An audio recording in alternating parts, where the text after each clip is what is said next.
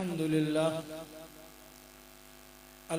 لله الذي من علينا بفتح فلسطين أرض السلام وأرض المرسلين، والصلاة والسلام على سيد الأنبياء وخاتم النبيين والمرسلين.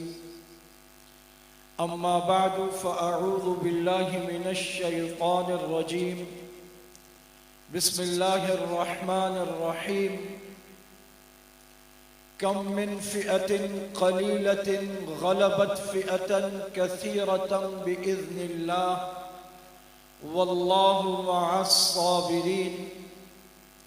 وقال النبي صلى الله عليه وسلم: إن الملائكة لتضع أجنحتها رضا لطالب العلم أو رضا بما يصنع، أو كما قال عليه الصلاة والسلام. صلى الله تعالى عليه وعلى آله وصحبه وبارك وسلم تسليما كثيرا كثيرا. جب سوز سلاسل بجتے تھے، ہم اپنے لہو میں سجتے تھے، وہ رسم ابھی تک باقی ہے، وہ ریت ابھی تک جاری ہے. کچھ اہل ستم، کچھ اہل حشم میں خانہ گرانے آئے تھے، دہلیز کو چوم کے چھوڑ دیا، جانا کہ یہ پتھر بھاری ہے. زخموں سے بدن گلزار سہی، پر ان کے شکستہ تیر گنو، خود ترکش والے کہہ دیں گے یہ بازی کس نے ہاری ہے. سامعین گرامی قدر، حاضرین مکرم، امام الانبیاء صلی اللہ علیہ وسلم جب بحیثیت نبی جلوہ افروز ہوئے تو اس وقت صحرائے عرب میں ایسے لوگ بھی موجود تھے جو چھوٹی بچیوں کو عار اور شرم کی وجہ سے زندہ درگور کر دیا کرتے تھے. اللہ تعالیٰ فرماتے ہیں: وَإِذَا بُشِّرَ أَحَدُهُمْ بِالْأُنثَى ظَلَّ وَجْهُهُ مُسْوَدًّا وَهُوَ كَظِيمٌ. جب ان میں سے کسی کو خبر دی جاتی ہے کہ تمہارے ہاں بیٹی ہوئی ہے تو چہرہ سیاہ پڑ جاتا ہے اور گھٹا گھٹا سا نظر آتا ہے غم کی زیادتی کی وجہ سے. آپ صلی اللہ علیہ وسلم جب مبعوث ہوئے تو سوتیلی ماں کو وراثت کا مال سمجھ کر مال کی طرح تقسیم کر دیا جاتا تھا. آپ صلی اللہ علیہ وسلم جب مبعوث ہوئے تو ہر طرف خون بہہ رہا تھا اور انتقام کی اندھی تلواریں صدیوں تک چمکتی لپکتی اور گردنیں مارتی تھیں. آپ صلی اللہ علیہ وسلم تشریف لائے تو آپ صلی اللہ علیہ وسلم نے انسانوں کو انسان بنایا. حضور آئے تو سر آفرینش پا گئی دنیا، اندھیروں سے نکل کر روشنی میں آ گئی دنیا. بجھے چہروں کا زنگ اترا، ستے چہروں پہ نور آیا. حضور آئے تو انسانوں کو جینے کا شعور آیا. آپ صلی اللہ علیہ وسلم نے ایسی کایا پلٹی، آپ نے فرمایا: الجنت تحت اقدام الامہات، جنت ماں کے قدموں کے نیچے ہے. آپ صلی اللہ علیہ وسلم نے بتلایا: رضا الربی فی رضا الوالد، اللہ کی رضا والد کی رضا میں ہے. آپ صلی اللہ علیہ وسلم اتر کر حرا سے سوئے قوم آیا اور ایک نسخہ کیمیا بھی ساتھ لایا. آپ صلی اللہ علیہ وسلم نے امت کی تربیت قرآن کریم کی روشنی میں فرمائی. وہ قرآن کریم جس کا ایک ایک حرف پڑھنے پر نیکیاں ملتی ہیں، ایسی تربیت فرمائی کہ آپ صلی اللہ علیہ وسلم نے کایا پلٹ دی. وہ جو بکریوں کے چرواہے تھے زمانے کے امام بن گئے. وہ جن پر کوئی حکمرانی کرنا پسند نہیں کرتا تھا کہ ان کے ہاں خانہ جنگی اور قبائلی جنگیں عام تھیں، اس معاشرے کے لوگ اٹھ کر قیصر و کسریٰ کی حکومتوں کو زمین بوس کر کے پوری دنیا کے حکمران بن گئے. یہ ہے جسے انقلاب کہتے ہیں اور یہ شخصیت ہے جسے پیغمبر انقلاب کہتے ہیں. آج میں اور آپ پیغمبر انقلاب صلی اللہ علیہ وسلم کے نام نامی اسم گرامی سے معنون اس کانفرنس میں شریک ہیں. آپ صلی اللہ علیہ وسلم جو کتاب مقدس کتاب لا ریب لے کر آئے، اس کی شان یہ ہے کہ اس سے پہلے جتنی کتابیں اتری وہ خود اس نبی کے امتیوں کے ہاتھوں تحریف کا شکار ہو گئی. لیکن آپ جو کتاب لے کر آئے، رب لم یزل نے فرمایا انا نحن نزلنا الذکر وانا له لحافظون. یہ کتاب ہم نے اتاری ہے، ہم اس کی حفاظت کریں گے. آپ دیکھیے جن کے پاس ملک ہے، جن کے پاس فوج ہے، جن کے پاس ایجنسیاں ہیں، جن کے پاس رینجرز ہیں، جن کے پاس تھانے ہیں، جن کے پاس چھاؤنیاں ہیں، جن کے پاس یونیورسٹیز ہیں، جن کے پاس اسکول ہیں، کالجز ہیں، جن کے پاس پورا کا پورا ملک ہے، وہ سارے کے سارے مل کر ملکی تعلیم کے لیول کو 44% سے آگے، جو ہمارا لٹریسی ریٹ ہے پاکستان کا 44% سے آگے نہیں لے جا سکے. لیکن دوسری طرف وہ ہیں جو بوریاں نشین ہیں، جو چٹائیوں پر ہیں، جو روکھی سوکھی کھاتے ہیں. لیکن آپ ان کو دیکھیے، انہوں نے پورے ملک کی ہر گلی کے، ہر گھر کے، ہر شہری کو قرآن کریم کچھ نہ کچھ پڑھا دیا، لا الہ الا اللہ سکھا دیا. حفظ نہیں کرایا تو کم از کم ناظرہ قرآن کریم پڑھا دیا. گئے گزرے سے گئے گزرے مسلمان کو بھی دیکھے سورہ فاتحہ قل هو اللہ احد وہ آپ کو پڑھ کے سنا دے گا. یہ وہ بوریاں نشین ہیں جن کو آپ نے کبھی 10 روپے دیے، کبھی 20 روپے دیے، کبھی ان کی بجلیاں کٹ گئیں کہ ان کے پاس دینے کو بل نہیں تھا. لیکن آپ ان کا کام دیکھیے، سردی ہو، گرمی ہو، خزاں ہو، بہار ہو، کوئی موسم ہو، آندھی ہو، طوفان ہو، بارش ہو، کڑکتی ہوئی دھوپ ہو، لیکن آپ کو ایک مقررہ وقت پر مسجد کے میناروں سے اللہ اکبر کی صدائیں 12 مہینے روز دن میں 5 بار پابندی سے ہوتی ہوئی نظر آئیں گی. جمعے کے دن لوگوں کی چھٹی ہو، مولانا کا کام بڑھ جاتا ہے. عید کے دن ساری دنیا کی چھٹی ہے، مولانا صاحب 5 کے ساتھ چھٹی نماز مسجد سے نکل کر عید گاہ میں پڑھاتے ہیں. یہ ہے وہ عظیم الشان لوگ جن کے پاس وسائل نہیں تھے، پیسہ نہیں تھا، جن کے پاس فوج، پولیس، چھاؤنیاں، کالج، یونیورسٹیز نہیں تھی. لیکن اس کے باوجود انہوں نے وہ نسل تیار کر کے آپ کو دی ہے کہ دنیا میں سب سے زیادہ صاف ستھرا اور پاکیزہ انسان یقیناً وہ ہو سکتا ہے جو مسجد میں نماز پڑھائے، کیونکہ وہ امام ہے. اس کے پیچھے لوگوں کی نماز تب ہوگی جب وہ نہایا ہوا ہو، جب وہ باوضو ہو. جو نہایا ہوا نہ ہو، جس پہ غسل فرض ہو، اس کا وضو نہیں ہوتا، تو وہ با غسل بھی ہے، با وضو بھی ہے، اس کے کپڑے بھی پاک ہیں. تو سب سے زیادہ صاف ستھرا اور پاکیزہ شخص وہ امام ہے. یہ نسل مسجد مدرسے نے تیار کی ہے. وہ شخص جو بالکل وقت کا پابند ہو، تو دنیا میں سب سے زیادہ وقت کا پابند وہ مسجد کا امام ہوتا ہے. جو مقررہ وقت پر آتا ہے، آپ اسے دیکھ کر گھڑی ٹھیک کر لیتے ہیں. 5:10 پر اگر نماز ہے تو وہ 5:10 پر آپ کو مصلی پہ پہنچتا ہوا نظر آئے گا. یہ وہ مساجد اور مدارس ہیں. اس وقت پوری دنیا میں سب سے زیادہ تعداد مذہب کے لحاظ سے وہ عیسائیوں کی ہے، لیکن پوری دنیا عیسائیت میں حتیٰ کہ ان کے مرکز ویٹیکن سٹی میں دنیا کا کوئی مذہبی پیشوا جنہیں یہ فادر کہتے ہیں، کوئی ایک شخص آپ کو انجیل کا حافظ نظر نہیں آئے گا.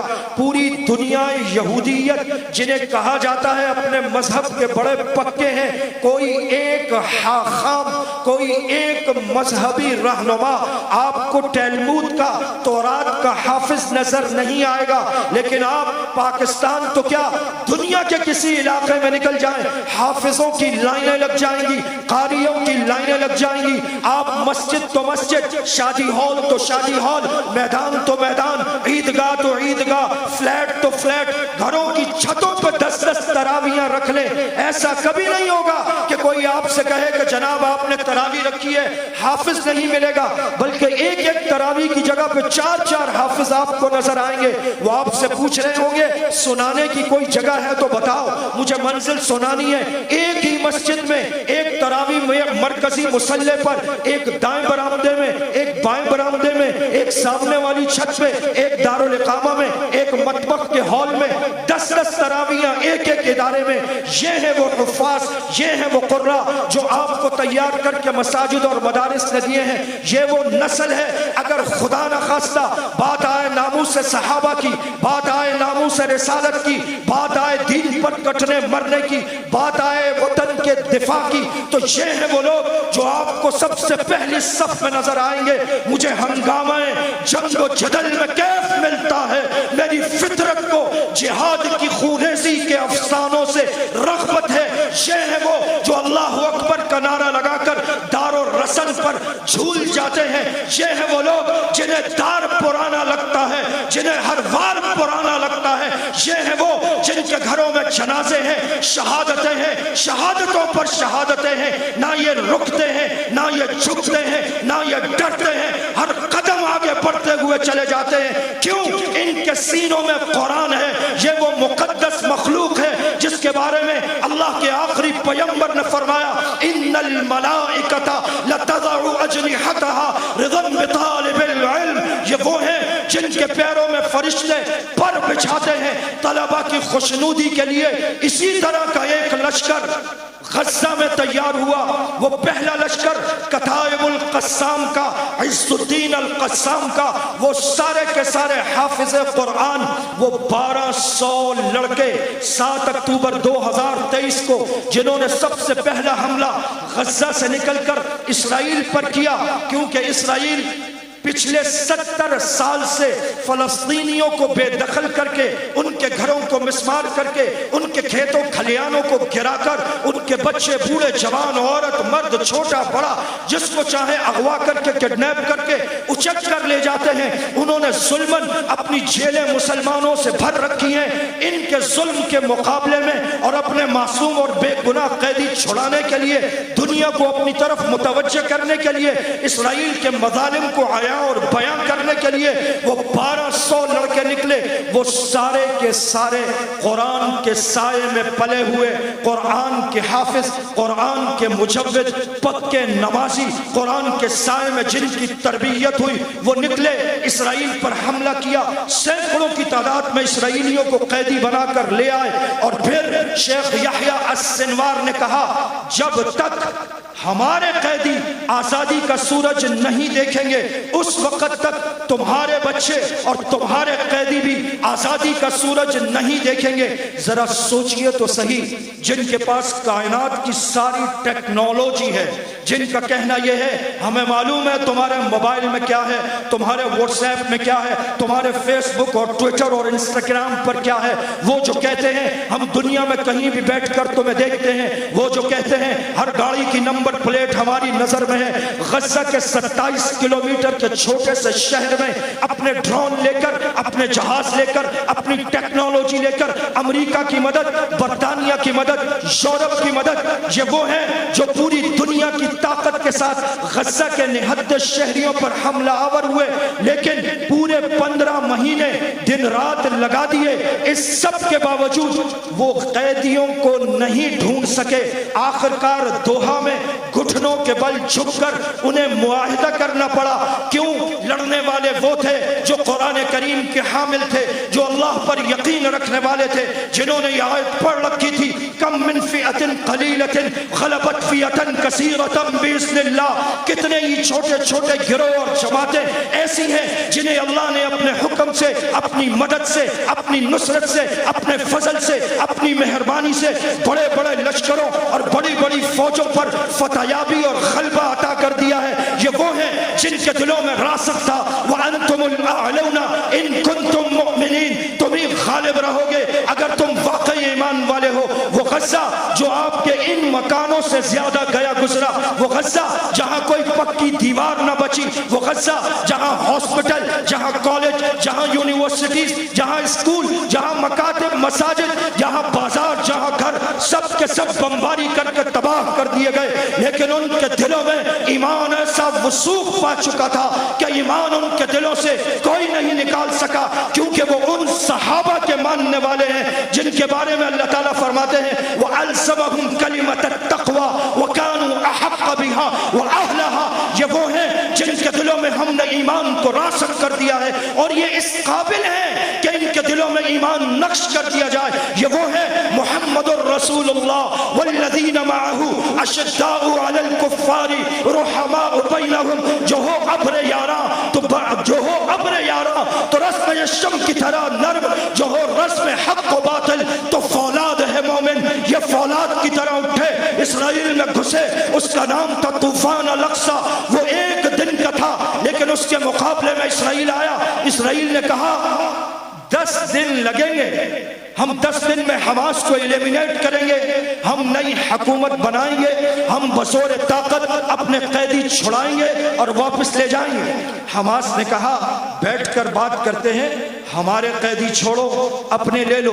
اسرائیل نے کہا تم کیا چیز ہو، ہماری طاقت، ہماری قوت، فرعون کو بھی اپنی قوت پر بڑا ناز تھا، وہ بنی اسرائیل کے خلاف اپنی پوری فوجیں لے کر نکلا تھا، امریکہ بھی 2001 میں آیا تھا، اس نے کہا ہم افغانستان میں ان پگڑی اور داڑھی والوں کو مٹا دیں گے، ہاں ہمیں معلوم ہے برطانیہ بھی آیا تھا، ہمیں معلوم ہے تم دنیا کے 48 ملک لے کر افغانستان پر حملہ آور ہوئے تھے، ہمیں معلوم ہے کہ ایران آیا تھا، اپنے ساتھ حزب اللہ کو لایا، مہدی ملیشیا کو لایا، زینبیون کو لایا، فاطمیون کو لایا، قاسم سلیمانی نامی درندے کو لایا، مسلمان بیٹیوں کی عصمت دریا کی گئی، پورے ملک شام کی اینٹ سے اینٹ بجا دی گئی، تم وہاں پر بھی دندناتے پھر رہے تھے، تمہیں لگ رہا تھا یہ سولی پر چڑھ جانے والے، یہ مصلوب، یہ ہار جائیں گے، تمہیں معلوم نہیں ہم سولی پر چڑھ کر بھی تم سے کہیں بلند و بالا رہتے ہیں،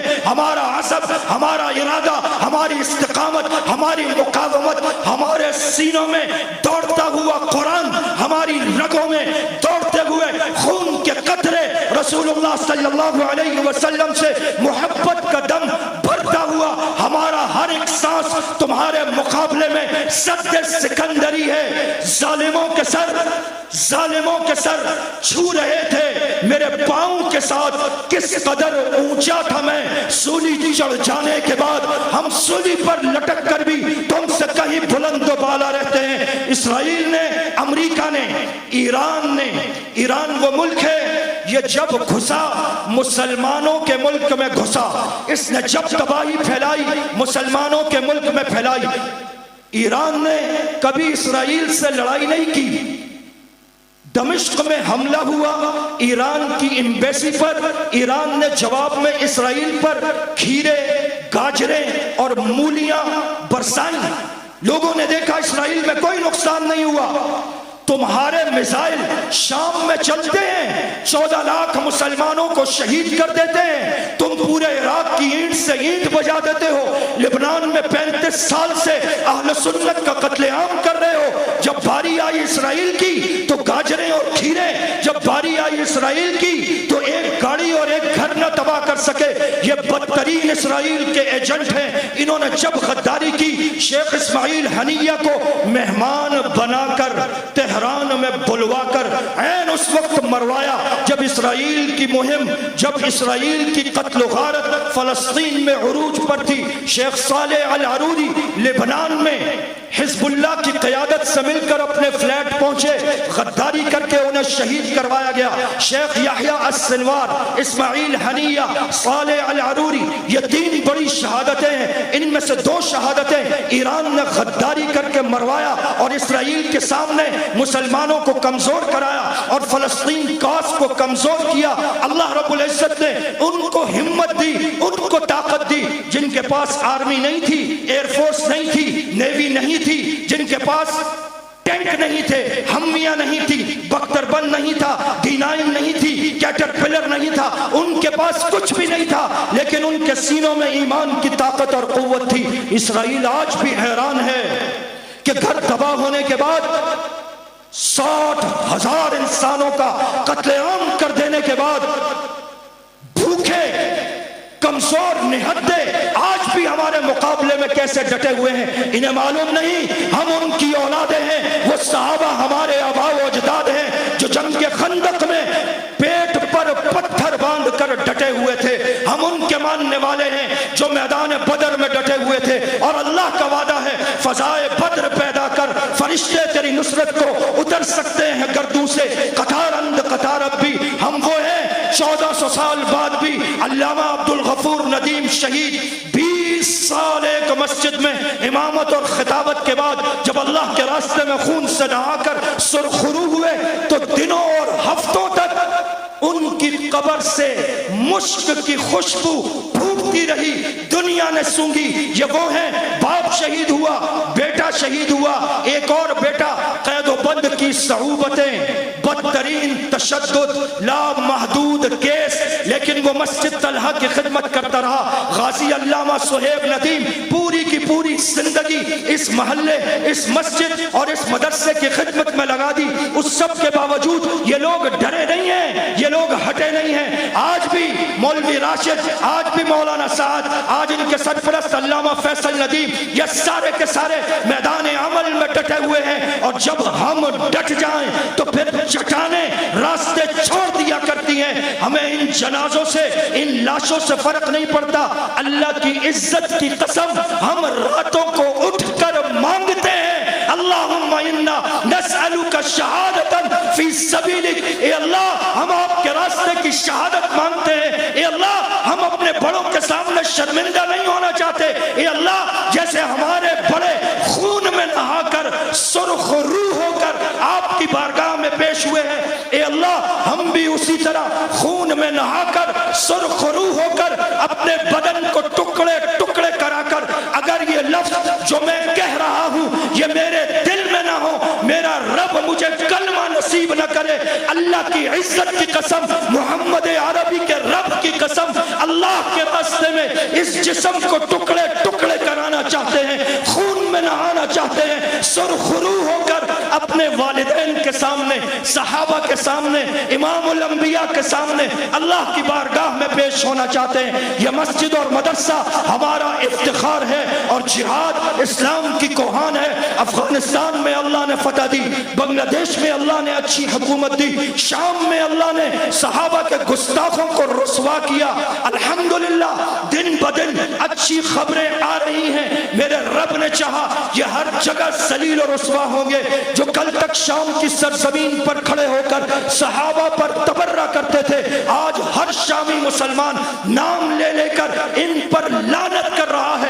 وہاں سے خمینی کی اور خامنائی کی تصاویر پھڑی جلی جا رہی ہیں، اور ان کا نشان وہاں سے مٹایا چلا جا رہا ہے۔ جو صحابہ کے گستاخ ہوں گے اللہ ان کو اس دنیا میں بھی ذلیل کرے گا، اللہ ان کو وہاں بھی ذلیل کرے گا جسے آخرت کہتے ہیں۔ آپ صلی اللہ علیہ وسلم نے فرمایا جب تم یہ دیکھو کہ میرے صحابہ پر تبرہ کیا جا رہا ہے فَقُولُوا لَعْنَةُ اللَّهِ عَلَى شَرِّكُمْ، تو تم کہو تمہارے شر پر اللہ کی لعنت ہو۔ آپ صلی اللہ علیہ وسلم نے فرمایا فَلْيُظْهِرِ الْعَالِمُ عِلْمَهُ، عالم کو چاہیے کہ اپنے علم کو وہاں پر ظاہر کرے۔ یہ صحابہ، ہر صحابی نبی جنتی ہے۔ اللہ نے قرآن میں کہا رضی اللہ عنہم ورضوا عنہ، اللہ نے فرمایا اولئک هم الراشدون اولئک هم الفائزون اولئک هم المؤمنون حقا رضی اللہ عنہم ورضوا عنہ۔ ہم ان صحابہ کے ماننے والے ہیں۔ وہ وقت دور نہیں جب انشاءاللہ فتنوں کے سر جھکیں گے،